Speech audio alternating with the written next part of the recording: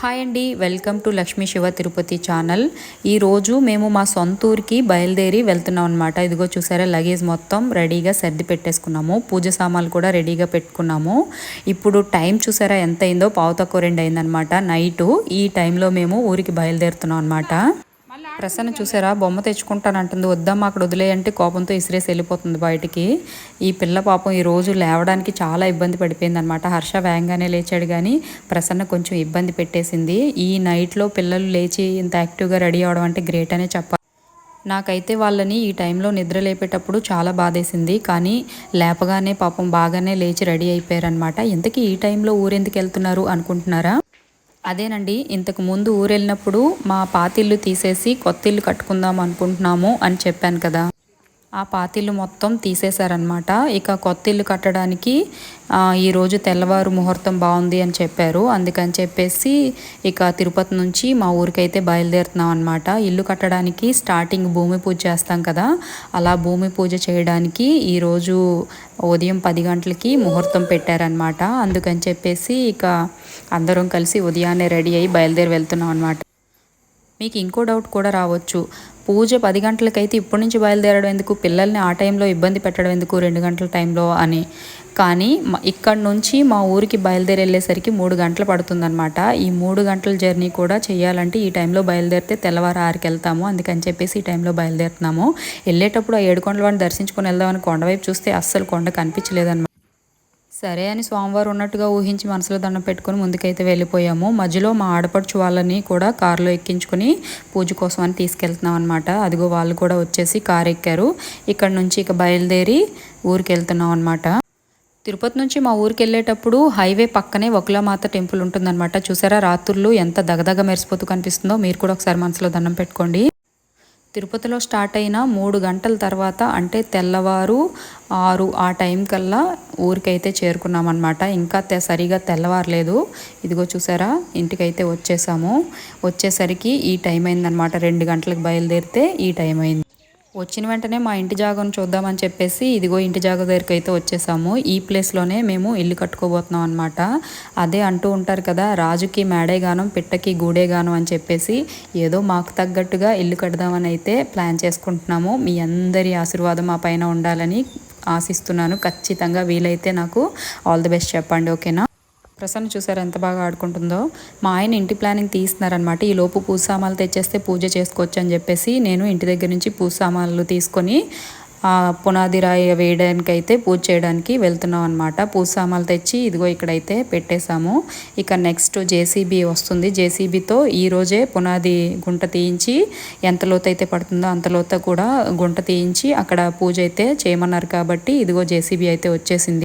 JCB పునాది గుంట తీయడమే late, పూజ అయితే చేసుకుందామని అన్నీ సిద్ధంగా పెట్టుకున్నాం అనమాట. ఎందుకంటే మళ్ళీ టైం దాటిపోతే మనం ఎంత చేసినా కూడా మనసులో ఏదో వెలితి మిగిలిపోతుంది కదా. అందుకని చెప్పేసి పూజ సామాన్లు అన్నీ రెడీగా పెట్టుకున్నాము.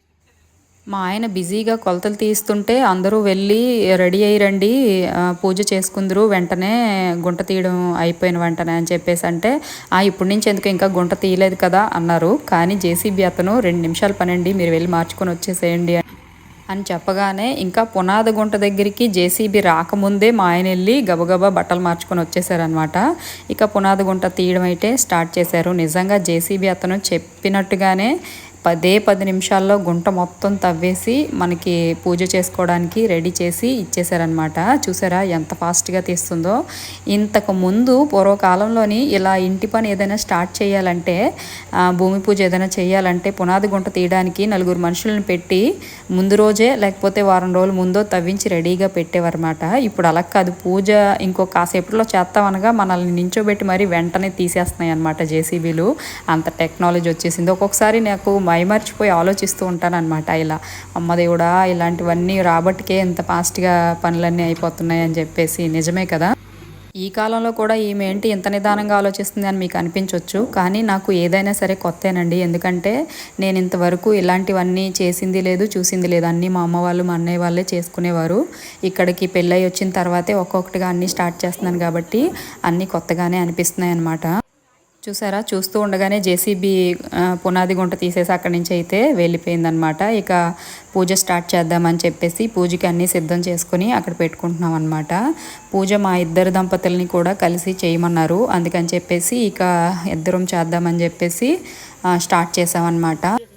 పునాది గుంట చాలా లోతుగా ఉంది, ఇద్దరు ఉండడానికి కాదనమాట. అందుకని చెప్పేసి మా ఆయన పునాది గుంటలోకి లోపలికి దిగారు. నేను పైనుంచి పూజ సామాన్లు అందిస్తుంటే ఆయన పూజ చేయడానికి సిద్ధపడి కిందకైతే దిగారు. సాధారణంగా ఇద్దరం గుంటలోకి దిగి పూజ చేయాలని అనుకున్నాం, కానీ ఆ గుంట చాలా లోతుగా ఉందన్నమాట. అందుకని చెప్పేసి ఇక ఇద్దరి పేరు ఒకటే కదా, నేను పూజ సామాన్లు అందిస్తుంటే ఆయనే పూజ చేస్తారులే అని చెప్పేసి లోపలికైనా దిగారనమాట. ఇద్దరి పేర్లు ఒకటంటుందేంటి అనుకుంటున్నారా? అవునండి, మా ఇద్దరి పేర్లు కూడా ఒకటే. ఆయన పేరు శివకుమార్, నా పేరు శివలక్ష్మి అన్నమాట.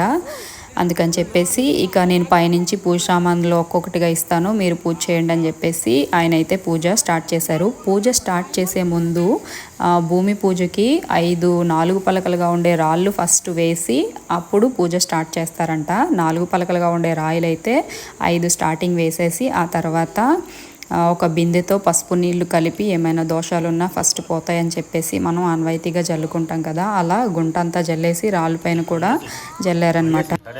కొత్తిల్లు కట్టడానికి పునాది రాయి వేసేటప్పుడు భూమి పూజ చేస్తాం కదా, అలా భూమి పూజ చేసేటప్పుడు ఆ పునాది రాయి కింద బంగారపు ముక్క, పంచలోహాలు, నవరత్నాలు, నవదినుసులు వేసి పూజ చేస్తే చాలా మంచిది కదా. అందుకని చెప్పేసి పంచలోహాలు అలాగే బంగారపు ముక్క, నవరత్నాలు, నవదినుసులు కూడా మొత్తం అన్నీ ఒక్కొక్కటిగా వేశారనమాట. వేసిన తర్వాత ఇక మొత్తం అయిపోయినాక పూజ స్టార్ట్ చేయాలి కదా, అందుకని చెప్పేసి ఫస్ట్ పసుపు కుంకుమ చల్లి ఆ తర్వాత వచ్చేసి పసుపు వినాయకుడిని ప్రతిష్ఠించాలి కదా. ఏ పూజకైనా మనకి ముందు గణపతినే పూజిస్తాం కాబట్టి పసుపు వినాయకుడిని చేసి ఆ 5 రాళ్ళ పైన పసుపు వినాయకుడిని ప్రతిష్ఠించి పూజ అయితే స్టార్ట్ చేయాలి కాబట్టి ఫస్ట్ పసుపు వినాయకుడిని అయితే అక్కడ ప్రతిష్ఠించారనమాట. పసుపు వినాయకుడిని ప్రతిష్ఠించగానే మనసులో ఒక మంచి భావన అయితే కలిగింది. ఎటువంటి విఘ్నాలు లేకుండా మా ఇంటిని పూర్తయ్యేదాకా చూడవలసిన బాధ్యత నీదే తండ్రి అని మనసులో అయితే బలంగా కోరుకున్నాను. ఒక పక్క చాలా సంతోషంగా ఉంది మనసులో, కానీ ఇంకొక పక్క భయంగా కూడా ఉంది. అంటూ ఉంటారు కదా, పెళ్లి చేయాలన్నా ఇల్లు కట్టాలన్నా అప్పు చేసి తీరాల్సిందే అని చెప్పేసి ఆ టెన్షన్ అయితే మనసులో ఉంది. ఏదో మాకు కలిగిన కాడికి ఉన్న కాడికి అప్పు లేకుండా ఇల్లు పూర్తయ్యేలాగా చేయి తండ్రి అని చెప్పేసి మనసులో అయితే బలంగా కోరుకున్నాను. ఎందుకంటే నాకు అప్పు అంటే చాలా భయం అనమాట. మాకు ఆస్తి లేకపోవచ్చు కానీ అప్పులు ఇంతవరకు లేవన్నమాట. ఈ ఇల్లు స్టార్ట్ చేయగానే నాకు మనసులో అదే ఒక భావన వచ్చిందనమాట. అలాంటి ఏం జరగకుండా చూడు స్వామి అని అయితే గట్టిగా కోరుకున్నాను. నేను కోరుకోవడమే కాదండి, మీరు కూడా మీ ఆశీస్సులు నాకు అందించి హ్యాపీగా ఇల్లు పూర్తయిపోయేలాగైతే నాకు ఆల్ ది బెస్ట్ చెప్పండి ప్లీజ్. ఓకేనా? కామెంట్ చేయండి ఖచ్చితంగా.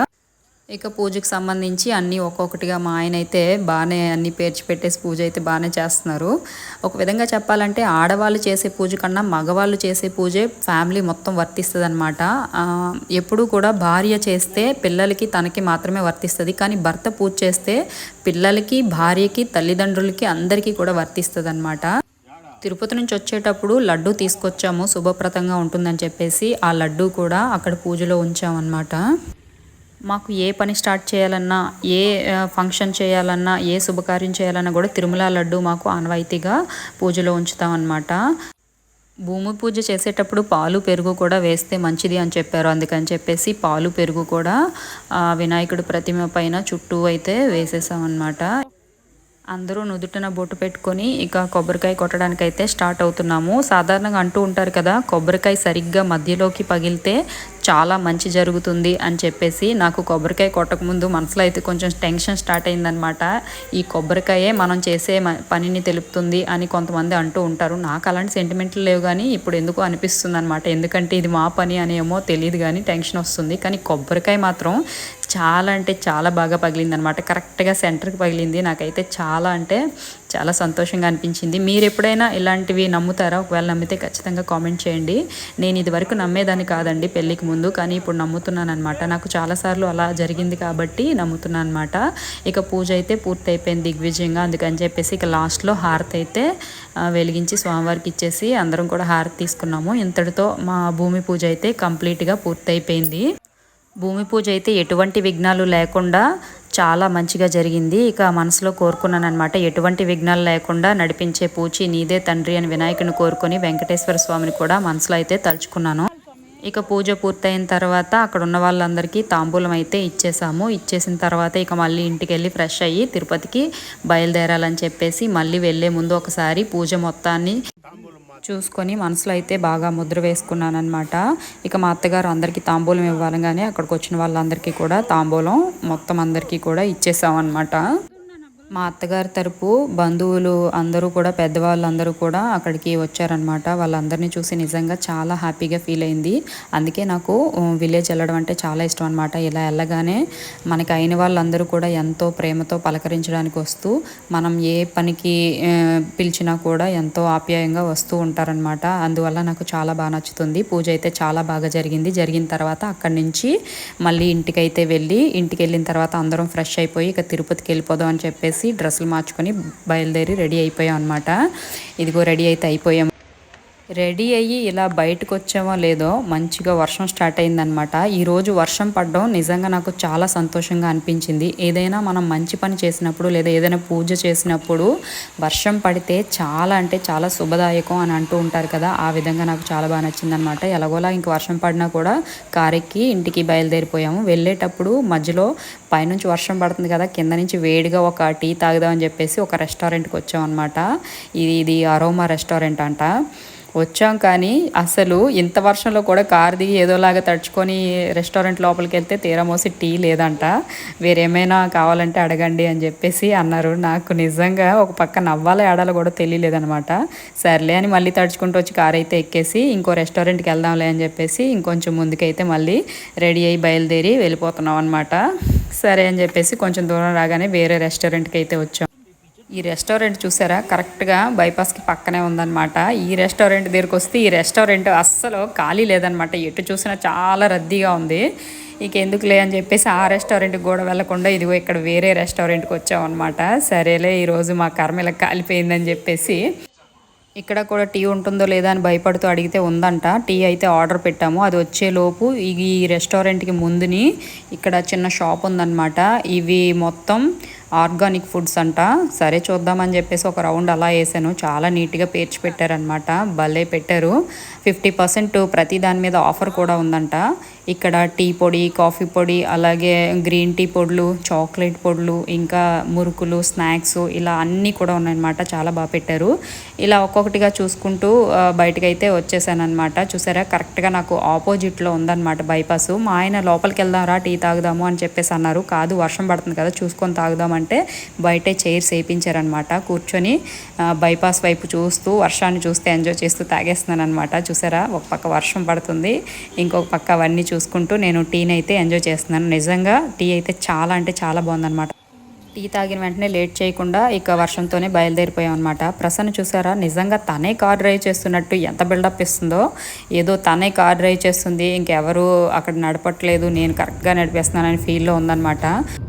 వెళ్ళేటప్పుడు విండోలోంచి బయటికి చూస్తే చూసారా, వర్షం బీభత్సంగా పడుతుంది. ఆ వర్షం పడడానికి ఆ కొండ చర్యల్లో అలా మబ్బులు కిందకి దిగి అలా పరుచుకొని ఉంటే ఈ వర్షానికి ఆ మబ్బులకి ఎంత అద్భుతంగా కనిపిస్తుందో తెలుసా.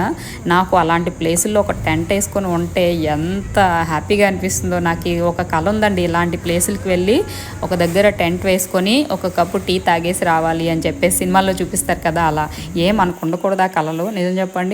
అలా ఒక్కొక్కటిగా చూసుకుంటూ కబుర్లు చెప్పుకుంటూ ఇంటికైతే వచ్చేసాం అనమాట. ఫస్ట్ మా ఆడపడుచు వాళ్ళ ఇంటికి వెళ్ళి తిరుపతిలో వాళ్ళ ఇంటి దగ్గర వాళ్ళని వదిలేసి మళ్ళీ మేము రిటర్న్ కార్ ఎక్కేసి మా ఇంటికైతే వచ్చేసాం అనమాట. ఇదిగో ఇంట్లోకి అయితే వచ్చేసాము. ఇక వచ్చిన తర్వాత కార్ పక్కన పార్క్ చేసేసి లగేజ్ మొత్తం తీసుకొని పైకి అయితే వచ్చేసాము. ఇక ఎన్ని దేశాలు తిరిగినా ఎక్కడికి వెళ్ళినా ఏం చేసి వచ్చినా ఇంటికి వచ్చిన తర్వాత మళ్ళీ బతుకు జట్కా బండి స్టార్ట్ చేయాల్సిందే. ఏమంటారు? ఇక ఇక్కడ నుంచి నా బతుకు జట్కా బండి మళ్ళీ స్టార్ట్. ఓకే, మరి ఇంతవరకు వీడియో చూసిన వాళ్ళకి ధన్యవాదాలు.